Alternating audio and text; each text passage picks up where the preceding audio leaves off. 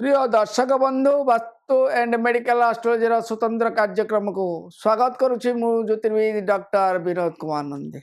दर्शक बंधु आज आम सुंदर विषय वस्तु पर विचार करने जाऊे बृहस्पति एवं अतिचारी आपंकर 2025 रु 2032 पर्यंत मिथुन राशि धनु राशि पर्यंत बृहस्पति क्षिप्र गति करेंगे और क्षिप्र गति वक्रगमन करेंगे।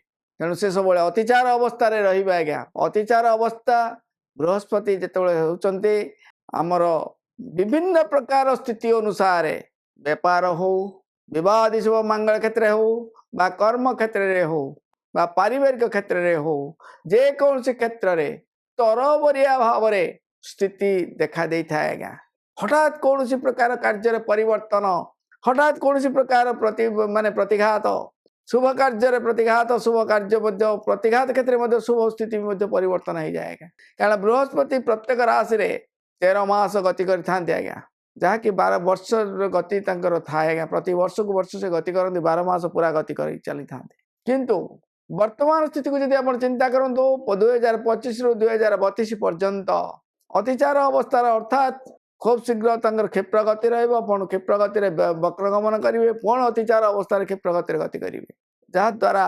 प्रतिदिन गोटे डिग्री से गति करवा कथा किंतु वर्तमान 3 डिग्री पर्यंत से गति करेंगे आज्ञा या द्वारा आमर प्रत्येक स्थिति को जब आम चिंता करवा सब क्षेत्र में अप्रीतिकर परिस्थिति प्रीतिकर परिस्थिति केतबेले कौ समय कौ स्थिति आसो तार सठिक स्थिरता आप पारे ना। वर्तमान स्थिति को जब आप चिंता करूँ मिथुन आप मेष राशि को जब आप व्यक्ति विशेष को चिंता करेंगे नक्षत्र विशिष्ट विचार करने संभवपर हो पारे आज्ञा मेष राशि व्यक्ति विशेष को जब आप चिंता करेंगे तृतीय बृहस्पति अतिचारी अवस्था रही आज्ञा तृतीय स्थान हूँ पराक्रम निजर चेष्टा बल निजर क्षेत्र में हठात कौन प्रकार परिवर्तन जो सृष्टि कर हठात कौन प्रकार माने मानसिक संतुलन बढ़ी हठात कौन प्रकार क्षेत्र में आप चेष्टा बल निजर पराक्रम बल कि सिद्धि लाभ जो रोचे पारिवारिक स्तर कि सहयोग मिल आज्ञा चतुर्थ स्थान को गति कला बेले पारिवारिक स्तर में किछिटा असुविधा परिस्थिति टिके सृष्टि हम हठात कौन प्रकार पारिवारिक स्तर में प्रतिबंधक सृष्टि हम जदि मेष पंचम स्थान को सिंह राशि को गति कला माने विवाह आदि शुभ मांग क्षेत्र किसी सहयोग मिल सुसंदन लाभ जो रोचे आज्ञा किंतु से परिवर्तन करेंगे से तार परिस्थिति टी विचलित रहे। कन्या राशि को षष्ठ स्थान गले शत्रु ऋण भार बढ़ी आज्ञा हठात से पुणी विपरीत वक्र गति करेंगे आज्ञा तेणु से क्षेत्र में किसी परिवर्तन जो निश्चित रही तुला राशि को गले विवाह आदि शुभ मंगल क्षेत्र में सहयोग मिल आज्ञा पारिवारिक स्तर किसी सहयोग मिल आर्थिक स्तर किसी सहयोग मिल बंधु सहयोग मिल बहुत प्रकार स्थिति परिवर्तन हठात कौन प्रकार अप्रीतिकर परिस्थिति सृष्टि हम जहाँकि विवाद विच्छेद प्रतिबंधक प्रतिघात सृष्टि हम से अष्टम को गले बृहस्पति विचार आसू जो जी अष्टम हो आज्ञा निजर चेष्टा निजर पराक्रम निजर जो उद्योग बल रही क्षेत्र में प्रतिबंध सृष्टि हम हठात कौन प्रकार परिस्थिति नहीं आप उद्योग क्षेत्र में परिवर्तन आसीज यार परवर्ती रहा धनु राशि नवम स्थान को जो बृहस्पति जी भाग्यर परिवर्तन स्थितिर परिवर्तन निश्चित कर बहु प्रकार धन धान्य गोपलक्ष्मी में भरपूर कला जोग रहा बहुत शुभ फल मिल कि हठात कौन प्रकार अप्रीतिकर परिस्थिति नहीं आप विचलित हो अर्थ हानि मान सम्मान हानि भाग्यहीन टाइप जोग सृष्टि आज्ञा कारण जो मार्गी हे वक्र हे दीटा जोग आप एका सांगे गति कर चलिए आज्ञा ये 2032 पर्यंत तार प्रभाव रोचे आज्ञा से दशम स्थान को जी तार स्थिति से कर्म किसी परिवर्तन आसो प्रत्येक राशि 12टी व्यक्ति विशेष बृहस्पति बहुत अशुभ फलदायक रही आज्ञा से तार प्रतिकार विधान भी करवा बहुत कष्टकर हो जाऊँगी तेणु जो मानकर जन्म जातक बृहस्पति अशुभत्व रोचे प्रतिकार विधान जातक विशेष टी चिंता करवा दरकार से वृष राशि व्यक्ति विशेष द्वितीय आज्ञा रोचे आप बृहस्पति द्वितीय रे धन धान्य गोपलक्ष्मी विवाह शुभ मंगल क्षेत्र आप सहयोग मिल आज्ञा किंतु हठात कौन प्रकार परिस्थिति नहीं आप विचलित पारिवारिक स्थिति परिवर्तन आर्थिक स्तर किसी परिवर्तन प्रतिघात सृष्टि कर दो से मिथुन राशि बृहस्पति बंधु विरोध माने जन्म बृहस्पति आज्ञा रामचंद्र वनवास गला भाया जोग सृष्टि कर पारिवारिक स्तर मानसिक स्तर में वृथा भ्रमण अଯଥା करचांत मनस्ताप किंतु हठात कौन प्रकार अर्थ प्राप्ति धन प्राप्ति जोग रोचे आज्ञा शुभ मंगल क्षेत्र किसी सहयोग मिल किसी आश्वासन मिल आज्ञा ସେଇଭଳି କର୍କଟ ରାଶି ଯେତେବେଳେ ବୃହସ୍ପତି ଗତି କରିବେ ସେତେବେଳେ ତୃତୀୟ ବୃହସ୍ପତି ରହିବ ଆଜ୍ଞା ବହୁ ଶୁଭ ଫଳଦାୟକ ରହିବ। ବନ୍ଧୁ ସହଯୋଗ, ପାରିବାରିକ ସ୍ତରରେ ସହଯୋଗ, ନିଜର ଚେଷ୍ଟା ବଳ ଦ୍ୱାରା କିଛି ପରିବର୍ତ୍ତନ ଯୋଗ କର୍କଟ ରାଶିରେ ଦେଇଦେବେ ଆଜ୍ଞା। ଯେତେବେଳେ ବୃଷ ରାଶିରେ କର୍କଟ ରାଶିକୁ ଆସିବେ ସେତେବେଳେ ଆମେ କହିବା ଅଶୁଭ ବୃହସ୍ପତି ରହିବେ ଆଜ୍ଞା। ସେଇ ସମୟରେ ବହୁ ଶୁଭ ଫଳଦାୟକ ରହିବ। ସେଇଭଳି ବୃଷ ରାଶିରେ ଯେତେବେଳେ ସିଂହ ରାଶିକୁ ବୃହସ୍ପତି ଗତି କରିବେ ସେତେବେଳେ ଆପଣଙ୍କର ଚତୁର୍ଥ ବୃହସ୍ପତି ହେଇଗଲା ଆଜ୍ଞା। ପାରିବାରିକ ଆର୍ଥିକ ସ୍ତରରେ ମଧ୍ୟ କିଛି ଦୁର୍ବଳତା, ମାନସିକ ସ୍ତରରେ କିଛି ପ୍ରତିଘାତ ରହିବ ଆଜ୍ଞା। ପାରିବାରିକ ସମସ୍ୟା ଟିକେ ବଢ଼ିଯିବ, କିନ୍ତୁ ହଠାତ୍ କୌଣସି ପ୍ରକାର ପରିବର୍ତ୍ତନ ଆସିବ ଯାହାଦ୍ୱାରା କି ଆପଣଙ୍କର ବନ୍ଧୁ ସହଯୋଗ, କର୍ମକ୍ଷେତ୍ର, ଅସ୍ଥିରତା କ୍ଷେତ୍ରରେ ସହଯୋଗ ମିଳିଯିବ ଆଜ୍ଞା।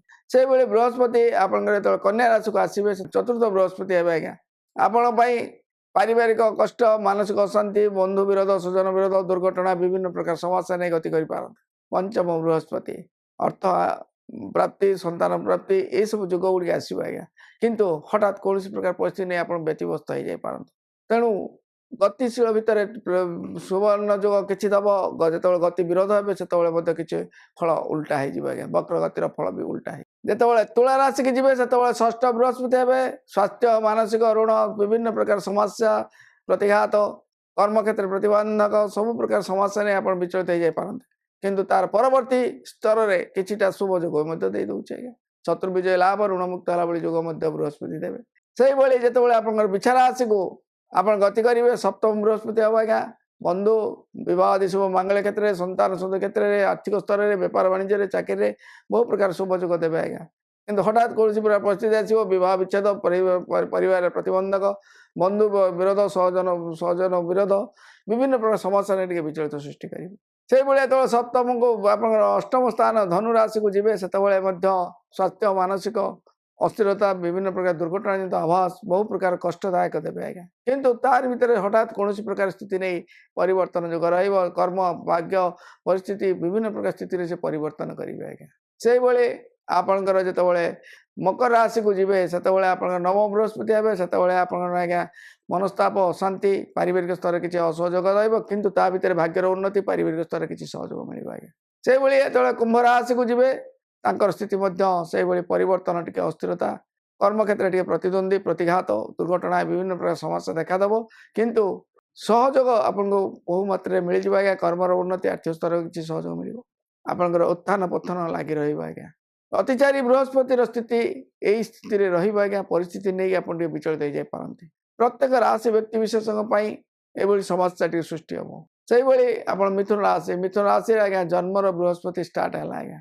এইটু বৃহস্পতি সপ্তম রাশি পর্যন্ত ধনু রাশি পর্যন্ত গতি করিবে। প্রত্যেক রাশির ব্যক্তি বিশেষଙ୍କ ପାଇଁ ବିଭିନ୍ନ ପ୍ରକାର ସମସ୍ୟା, ଅସ୍ଥିରତା, ବିଭିନ୍ନ ପ୍ରକାର ସ୍ଥିତି, ଶୁଭ ଅଶୁଭ ମେଳଚଳ ଭାବରେ ଚାଲିବ ଆଜ୍ଞା। କିନ୍ତୁ ତରବରିଆ ଭାବରେ ମନସ୍ତାପ, ଅଶାନ୍ତି ବଢ଼ିବା ସହିତ କେତେବେଳେ ପାରିବାରିକ ଅସ୍ଥିରତା ବଢ଼ିଯିବ, କେତେବେଳେ ଆର୍ଥିକ ସ୍ଥିତି ଦୁର୍ବଳ ହେଇଯିବ, କେତେବେଳେ କେଉଁ ପ୍ରକାର ସମସ୍ୟା ଟିକେ ସୃଷ୍ଟି ହେବ ଆଜ୍ଞା।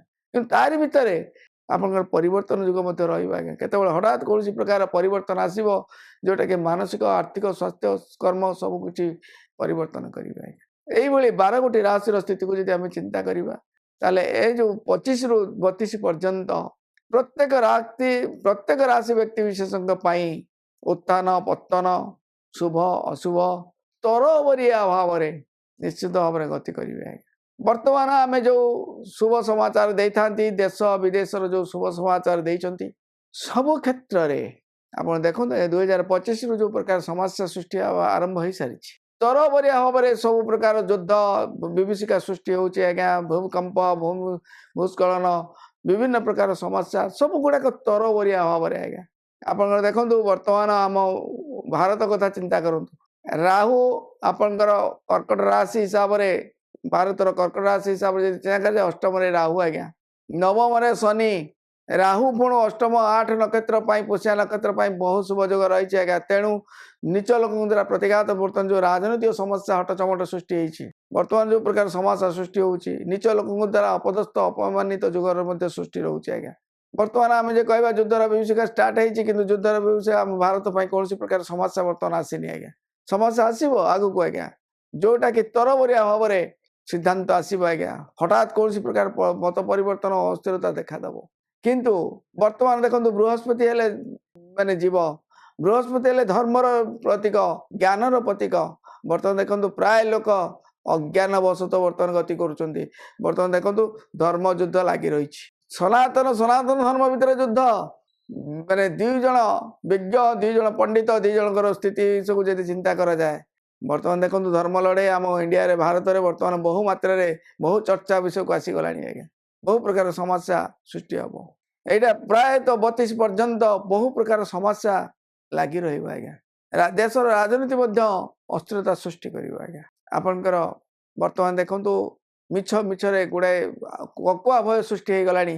ଯେଉଁ ରାଜନୀତି ହଟଚମଟ ଚାଲିଛି, ବର୍ତ୍ତମାନ ଯେଉଁ ସଂସଦର ଚାଲିଛି ବିଚାର, ଆପଣ ତାକୁ ଭଲ ଭାବରେ ଚିନ୍ତା କରନ୍ତୁ ଆଜ୍ଞା।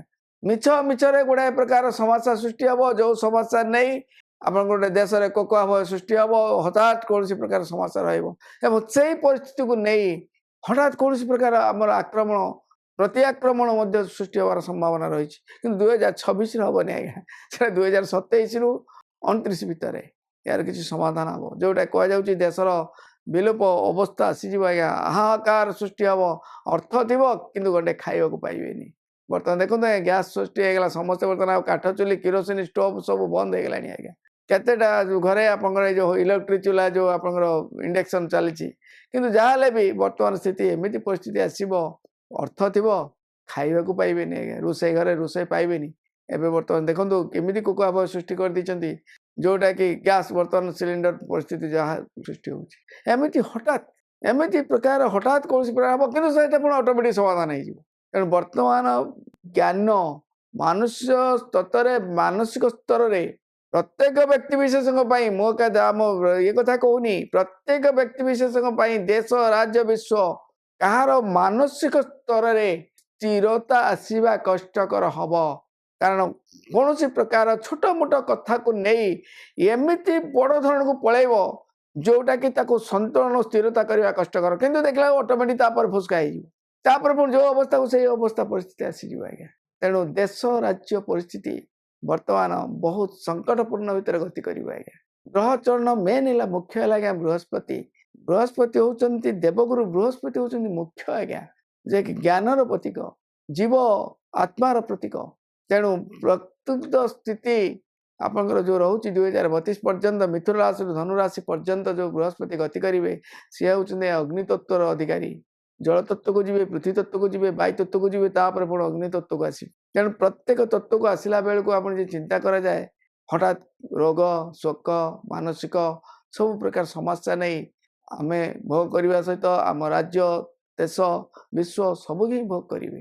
ବର୍ତ୍ତମାନ ଯେଉଁ କୋକୁଆ ଭୟ ଚାଲିଛି, ଯେଉଁ ଯଜ୍ଞର ବିଭୀଷିକା, ଯୁଦ୍ଧର ବିଭୀଷିକା ଚାଲିଛି, ଏ ବିଭୀଷିକା ଧୀରେ ଧୀରେ ସେଟା ବଢ଼ିବ, ପୁଣି କମିଯିବ। ବର୍ତ୍ତମାନ ଦେଖନ୍ତୁ, ବର୍ତ୍ତମାନ ଯେଉଁ ସ୍ଥିତିରେ ଅଛି, ଇରାନର ଯେଉଁ ସ୍ଥିତିକୁ ଦେଖନ୍ତୁ, ଆମେରିକାର ଯୁଦ୍ଧକୁ ଦେଖନ୍ତୁ, ତାକୁ ମଧ୍ୟ ପରେ ତର୍ଜମା କରିବା। କାରଣ ଟ୍ରମ୍ପ ଯେଉଁ ପ୍ରକାର ନିଷ୍ପତ୍ତି ନେଇଥିଲା, ସେ ଭାବିଥିଲା ଇରାନକୁ ପୁରା ଛୋଟ ବୋଲି, ହୀନ ବୋଲି ଭାବିକି ସେ ଭାବୁଥିଲା, ଯେମିତି ଭେନେଜୁଏଲାକୁ ରାଷ୍ଟ୍ରପତିକୁ ଉଠେଇ ନେଇଥିଲା ତା ଶୋଇବା ବିଛଣାରୁ, ସେଭଳିଆ ଇଏ ଭାବୁଥିଲା ତାକୁ ଇଏ କରିନେବ ବୋଲି। କିନ୍ତୁ ତାପରେ ପରିସ୍ଥିତି ଦେଖନ୍ତୁ ବର୍ତ୍ତମାନ ସ୍ଥିତି କ'ଣ ରହୁଛି। ୟାପରେ ଯୁଦ୍ଧର ବିଭୀଷିକା ଧୀରେ ଧୀରେ କମିଯିବ ଆଜ୍ଞା। ତାପରେ ପୁଣି ବହୁତ ହେଇକି ଜଳିବ, ପୁଣି ଆଉ ଗୋଟେ ସ୍ତାରକୁ ପଳେଇଯିବ। ତେଣୁ ଏଇଭଳି ସ୍ଥିତି ବର୍ତ୍ତମାନ 32 ପର୍ଯ୍ୟନ୍ତ, 27 ପର୍ଯ୍ୟନ୍ତ ପ୍ରାୟତଃ ଚାଲିବ ଆଜ୍ଞା। 27 ପରଠାରୁ ଆଉ ସମ୍ଭାଳି ପାରିବେନି। ଯେତେବେଳେ ସିଂହ ରାଶିରେ ବୃହସ୍ପତି ଗତି କରିବେ, ଶନି ଆପଣଙ୍କର ରାହୁ ସପ୍ତମରେ ଥିବେ, ବହୁ ପ୍ରକାର ସମସ୍ୟା ସେହି ସମୟରେ ସୃଷ୍ଟି ହେବ ଆଜ୍ଞା। ମକର ରାଶିକୁ ରାହୁ ଆସିବେ, ଶନି ସେତେବେଳକୁ ସିଂହ ରାଶିକୁ ଗମନ କରିବା ପାଇଁ ଚେଷ୍ଟା କରିବେ ଆଜ୍ଞା, ଗତି କରିବେ। ସେହି ସମୟରେ ଯେତେବେଳେ ଶନି ମେଷ ରାଶିକୁ ଯିବେ, ରାହୁ ସେତେବେଳେ ଧନୁ ରାଶିରେ ଥିବେ, ବୃହସ୍ପତି ଯେତେବେଳେ କନ୍ୟା ରାଶିରେ ରାଶିକୁ ସିଂହ ରାଶିରୁ କନ୍ୟା ରାଶିକୁ ଆସୁ, ସେ ସମୟ ସ୍ଥିତିକୁ ଆପଣ ଚିନ୍ତା କରନ୍ତୁ ଆଜ୍ଞା। ବହୁତ ବଡ଼ ବିଭୀଷିକା ସୃଷ୍ଟି ହେବ। ଆମ ଭାରତ ଉପରେ ତାର ପ୍ରଭାବ ମଧ୍ୟ ପଡ଼ିବ। ବର୍ତ୍ତମାନ ତ ବହୁତ ରାଜ୍ୟ ହାହାକାର ହେଲାଣି। ଏମିତି ସମୟ ଆସିବ, ବହୁ ପ୍ରକାର ହତାଶପୂର୍ଣ୍ଣ, ମଣିଷ ଗୁଡ଼ା ଶୁଖି ଖାଇବା, ଅର୍ଥ ମିଳିବ ସତ, କିନ୍ତୁ ଖାଦ୍ୟ ଆହାର ବିନା ମରିବାର ମଧ୍ୟ ସମ୍ଭାବନା ରହୁଛି। ମଣିଷ ଖାଇବ ମଣିଷ ମାଂସ, କଳିଯୁଗର ସ୍ଥିତି ଯାହା ରହିଛି, ଏମିତି ଗୋଟେ ସମୟ ଆସିବ, ଲୋକ ନିଜର ହିତାହିତ ଜ୍ଞାନ ମଧ୍ୟ ଭୁଲିଯିବେ। କାରଣ ଯୁଦ୍ଧ ତ ଯେତିକି ନୁହେଁ ଆଜ୍ଞା, ଯୁଦ୍ଧ ମାନେ ବାଘ ଖାଇବା ଭୟ ଯେତିକି ନୁହେଁ, ଭାଗର ଭୟଟା ବେଶୀ ରହେ ଆଜ୍ଞା। ତେଣୁ ଏଇଭଳି ସମସ୍ୟା ନିଶ୍ଚିତ ସୃଷ୍ଟି ହେବ ଆଜ୍ଞା। ଆମର ରାଶି ବ୍ୟକ୍ତି ବିଶେଷଙ୍କ ପାଇଁ ମଧ୍ୟ ସେଭଳି ଶୁଭ ଅଶୁଭ ସ୍ଥିରତା ରହିବ। ଆମର ତ ପ୍ରତି ମାସରେ ଚାଲିଛି ଆଜ୍ଞା ସଂକ୍ରାନ୍ତି ଯେଉଁ ନକ୍ଷତ୍ରଗତ ରାଶିଫଳ ଚାଲିଛି, ତା ସହିତ ଗ୍ରହ ଚଳନ ଉପରେ ଆମେ ତତ୍ତ୍ୱ ଦେଇଛନ୍ତି। ତେଣୁ ଏଇ ତତ୍ତ୍ୱକୁ କେବଳ କିଛିଟା ସୂଚନା ଆପଣଙ୍କୁ ଦେଉଛି ଆଜ୍ଞା। ଏହି ସୂଚନା ପାଇଁ ସବୁବେଳେ ଈଶ୍ୱରଙ୍କ ପାଖରେ ନିଜକୁ ସମର୍ପଣ କରନ୍ତୁ ଏବଂ ଐଶ୍ୱରିକ ଚେତନା ଭିତରକୁ ଆସନ୍ତୁ। ନିଜର ମାନସିକ ସ୍ଥିରକୁ ସବୁବେଳେ ସ୍ଥିରତା କରନ୍ତୁ। ଶୁଭ ଅଶୁଭ ଯାହା ବି ଆସୁନା କାହିଁକି ଈଶ୍ୱରଙ୍କ ପାଖରେ ନିଜକୁ ସମର୍ପଣ କରି ଚାଲନ୍ତୁ। ଆଉ ସବୁବେଳେ ଗୋ ସେବା ଆପଣଙ୍କର ଗୁରୁ ଗୁରୁଜନଙ୍କର ସେବା ଆଶୀର୍ବାଦ ନେବା ପାଇଁ ଚେଷ୍ଟା କରନ୍ତୁ। ଆଉ ମନକୁ ସବୁବେଳେ ପବିତ୍ର ରଖିବା ପାଇଁ ଈଶ୍ୱର ଚେତନାକୁ ଜାଗ୍ରତ କରନ୍ତୁ। ନିଶ୍ଚିତ ଭାବରେ କିଛି ଶୁଭ ଫଳ ପାଇବେ। ରହୁଛି ଦର୍ଶକ ବନ୍ଧୁ, ବିଦାୟ ନେବାକୁ ପଡ଼ିବ। ପୁଣି ଦେଖା ହେବ ଆଗାମୀ ଅଧ୍ୟାୟ, ପୁଣି ଏକ ନୂତନ ବିଷୟବସ୍ତୁକୁ ନେଇ। ସେ ବିଦାୟ ଦିଅନ୍ତୁ। ରହୁଛି, ନମସ୍କାର।